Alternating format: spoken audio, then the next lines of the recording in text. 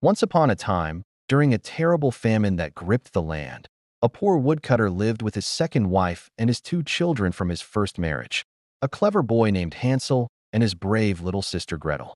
Their cottage stood at the very edge of a thick, ancient forest where few dared to venture. Night after night, the family went to bed hungry. The woodcutter's axe brought little work, and the shelves grew bare.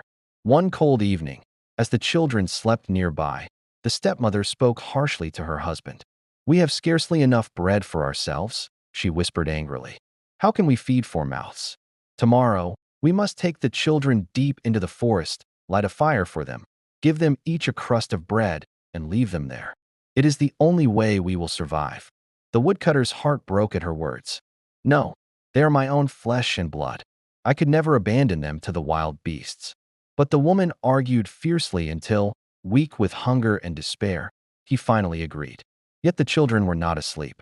Gretel trembled and wept silently into her thin blanket, but Hansel whispered comfort. "Don't cry, Gretel. I will find a way to bring us home." Under the bright moonlight, Hansel slipped outside and gathered handfuls of small, shiny white pebbles from the path, filling his pockets until they bulged. Early the next morning, before the sun rose fully, the stepmother roused the children. "Come, we are going into the forest to gather firewood." She gave each child a small piece of stale bread. "Save this for your midday meal."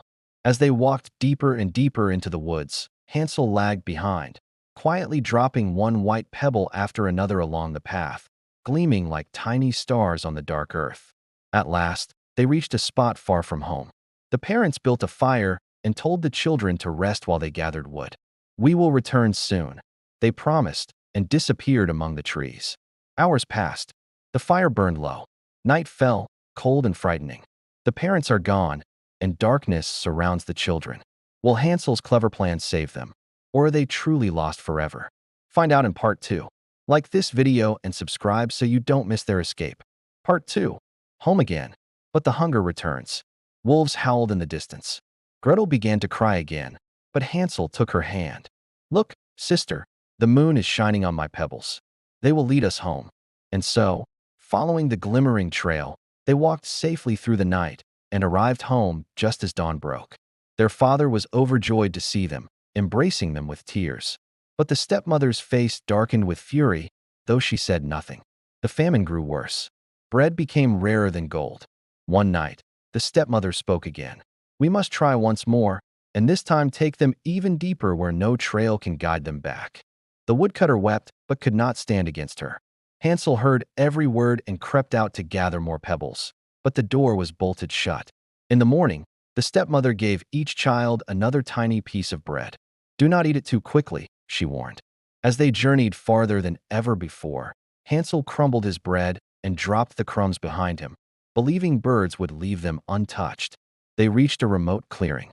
Again, a fire was lit. Again, the parents left them with false promises. When darkness came and the parents did not return, Hansel comforted Gretel. "My breadcrumbs will show the way home tomorrow." But when morning arrived, the crumbs were gone. Every last one pecked away by hungry forest birds. No trail left, no food, and lost deeper than ever. Will Hansel and Gretel ever find their way out of the endless forest? Watch part 3 to see what they discover. Hit that like button and subscribe for the next terrifying part. Part 3. The House of Sweets. Lost and terrified, the children wandered for 3 long days, growing weaker with hunger and thirst. They drank dew from leaves and ate a few sour berries, but fear gnawed at them as fiercely as hunger. On the 3rd day, as hope was nearly gone, they stumbled upon a wondrous sight. A little house made entirely of food. Its walls were gingerbread, its roof tiled with thick cake, its windows clear sugar panes. Candies and sweets decorated every corner. "Oh, Hansel," cried Gretel.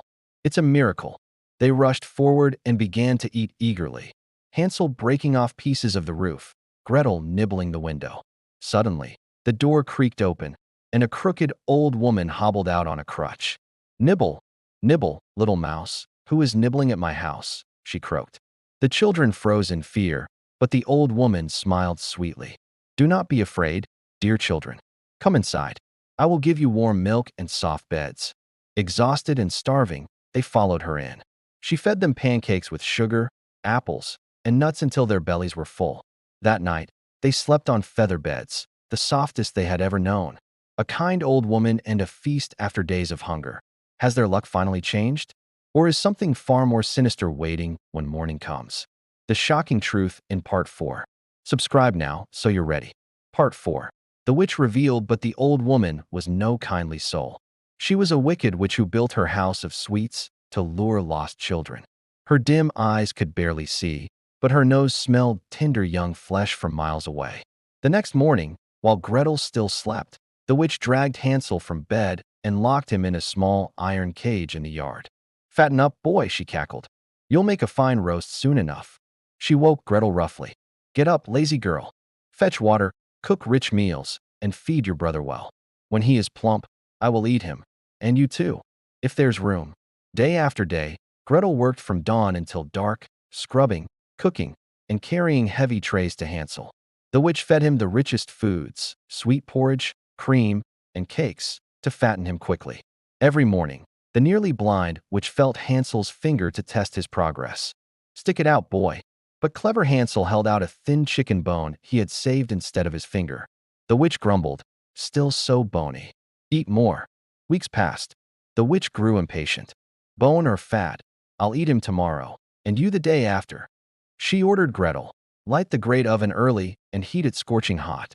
We will bake bread first, and then bake your brother." The oven is blazing, and the witch's hunger can wait no longer. Will Hansel and Gretel become her next meal? Gretel's desperate moment of bravery is coming in Part 5.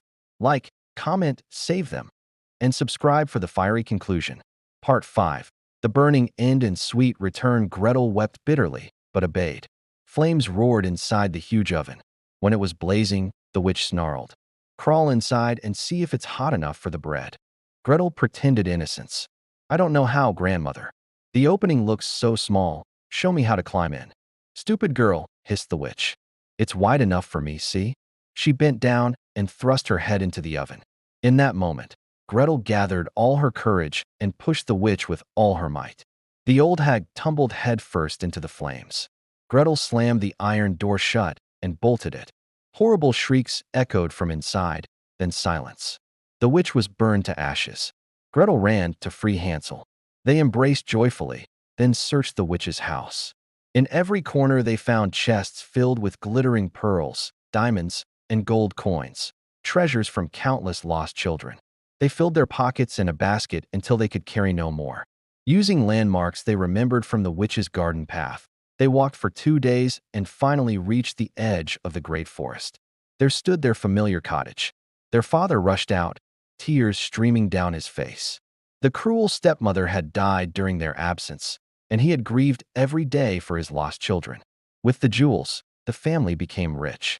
They never knew hunger again, and the woodcutter's heart was healed by the return of his beloved son and daughter.